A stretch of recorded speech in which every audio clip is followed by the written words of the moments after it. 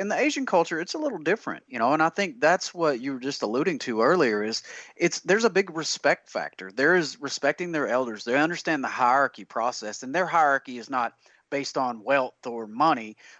It's about the elders. It's about protecting those who have come before you. It's about the history. That's a big difference in how we view ourselves and how they view themselves. How did you adjust to that? Was that a hard adjustment for you when you see how they operate with their elders? No, it was a beautiful thing. It kind of, I have a small family that I was around, and parents in that respect was always important. So it was very comfortable to see, and it was impressive.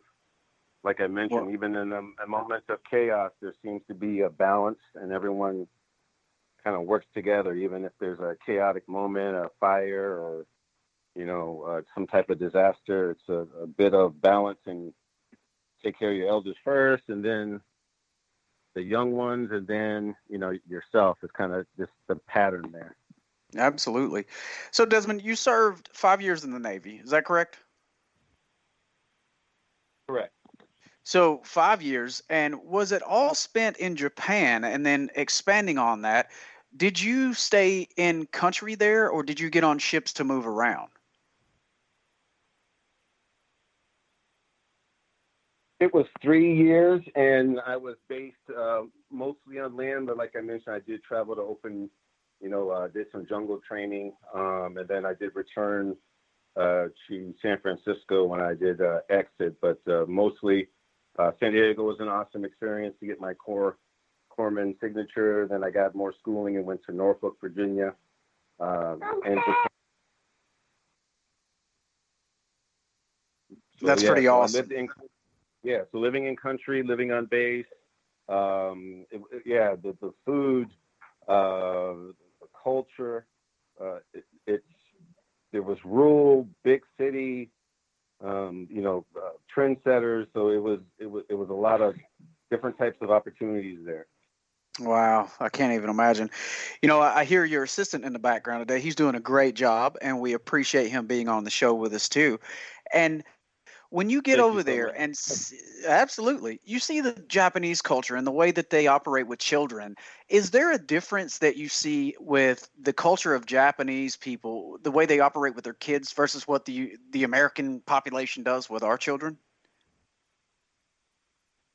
It varies. Just I did see a lot of different patients. I don't know, just Japan seemed very calm to me. A very structured, calm Sure. place. So it's just a different culture, different balance.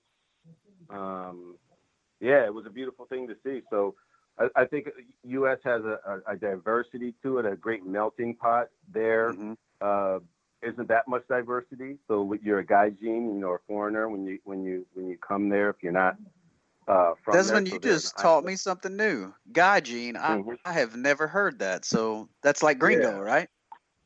Yeah, like foreigner. You're to them, if you're a gaijin, you're a foreigner. So you're not from that island, then you're a gaijin. Wow, that is so crazy. Now, were you able to get out into the countryside at all, or was it just mostly on the base? Were you able to explore? Absolutely, I explored. We even were the first to kind of bring certain styles of dance to the big city. So we would perform in nightclubs and share our culture with everybody there. So back in the '90s when it was DJ Jazzy Jeff and all of them. So That's the Fresh Prince of Bel-Air. yeah, the old school '90s stuff. So it was like very unique for them to see us there, because it was something you would see on TV. Then the brown skin, like I said, is different. It's not.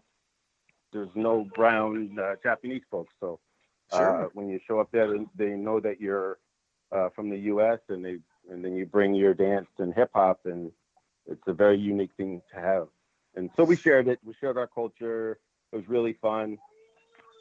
Well, I don't want people to think that, I bag on the United States because that's not it at all. And I think what you said earlier, that melting pot is phenomenal. That's what makes us who we are, the ability to have the diverse culture that we do and where we have all different walks of life. So, being in Japan and being in Korea, same thing. There are very few people that look different. Um, that's just their culture. They don't have a lot of diversity like we do in the United States, and that's really what sets us apart from the world and what makes us the most in my opinion, it's the best place to live in the world, and I think a lot of people would agree with that. But when you got out of Japan and you came back stateside, was there a big adjustment period at all? What was that like? For me, I hit the ground running because 2 weeks after, because of my medical background, I got a job right down in LA. So people really respected military folks. So having that on my resume showed that I could handle certain situations. So it really was no time for adjustment. I came from the military life and right into the civilian sector and had to work. So got a job at a hospital, worked in a practice I never knew, and grew from there. I did thoracic and vascular surgery, open heart, liver Wow. transplant, and Wow. so all that was because I had the foundation that the military gave me, and then other specialties I learned very, pretty fast. But I had the opportunity because I could handle everything they threw at me. Yeah, and that's the key. Being able to adjust on the fly, to perform under pressure, and that's something that we learned as military members. Is how do you do that? And you do it through training. You do it through repetition. You do it through knowing your job inside and out, and then performing that mission and completing that objective. And that's clearly what you did. And you think about when you come back in the '90s to the States, you're 25, 30 years since Vietnam. When they came back, they weren't appreciated, they weren't offered jobs, they couldn't find work. And thank goodness that we were able to. It's terrible what those men and women went through when they came back from Vietnam, but I think about when you come back to the States and you're able to find a job lickety split, just like that. That's phenomenal. And those men and women paid the price, but they also set it up so that we did not have to be treated that way. And I'm so thankful you were able to just jump right into an amazing career and find something that was beneficial to you. And wow, transplants and, in the thoracic unit, who in the world would have thunk that? Yeah, it came from kind of a healthy population with the U.S. folks. A couple of breaks here and there. And then I really worked at a level 1 trauma hospital that had incredible research. Was also a training hospital with UCLA. So I got to learn a lot and work with some amazing doctors that came up with innovative surgeries and different modalities, like even like the pacemaker and external fibrillator or internal fibrillator. I was a part of that and scrubbed in and right along with the doctors and so Desmond, did you know the impact you were having back then on what you were working on at the time? Did you have any idea of what kind of impact that was going to be? It was interesting because I was like the first one to get on the open heart team. Being a male, I was the first male and first tech, so they always had it for some reason just female and the nursing practice. But I was always a trendsetter as a kid, just playing, African American kid playing ice hockey and golf.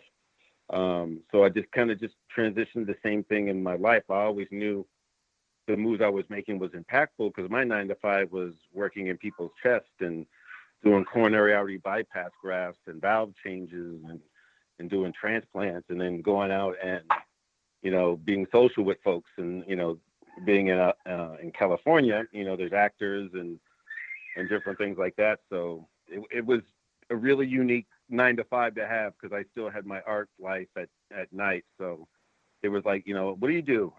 Open heart surgery. I'm also on the hip hop crew. So Right. it was Absolutely. Well, yeah, I think you probably hear my assistants back here too. They're telling us, "Hey, it's time to close up, guys." Desmond Dogan, I can't say thank you enough for taking the time for first and foremost having a purpose-driven life and continuing to serve your country now. And then on top of that, being a Navy veteran, man, you are my brother in arms, and I appreciate everything you've done for this country. And just want to say thank you so much for joining us here today on this Honor Across Arms podcast. Yes, my brother, I appreciate it. Thank you. Absolutely. The guest today was Desmond Dogan on the Honor Across Arms podcast. I'm Joshua Littrell signing off. Please join us next time. Thank you all so much and have a great day. Line over there, send the word over there, that the Yanks are coming, the drums coming everywhere. So prepare, say a prayer, send the word to beware. We'll be over, we're coming over, and we won't come back till it's over there, over there.